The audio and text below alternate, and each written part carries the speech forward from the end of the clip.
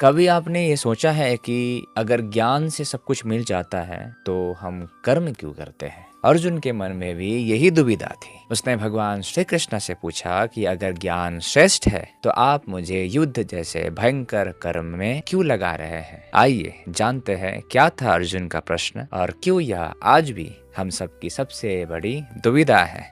अर्जुन उवाच जायसी चेत् कर्मणस्ते मता बुद्धिर्जनार्दन तं किं कर्मणि घोरे मां नियोजयसि केशव व्यामिश्रेणेव वाक्येन बुद्धिं मोहयसीव मे तदेकं वद निश्चित्य येन श्रेयोऽहमाप्नुयाम्। अर्जुन ने कहा, हे जनार्दन, यदि आप कर्म की अपेक्षा बुद्धि अर्थात ज्ञान को श्रेष्ठ मानते हैं तो फिर मुझे इस भयंकर युद्ध रूपी कर्म में क्यों लगा रहे हैं? आपके ये मिले जुले से वचन मेरी बुद्धि को मोह रहे हैं। इसीलिए निश्चित रूप से वह एक बात कहिए जिससे मैं कल्याण को प्राप्त कर सकूं। ज्ञान और कर्म एक दूसरे के विरोधी नहीं है बल्कि एक दूसरे के पूरक है। ज्ञान हमें सही कर्म चुनने में मदद करता है। हमें यह भ्रम छोड़ना होगा कि ज्ञान निष्क्रियता लाएगा। सही रास्ता जानने के लिए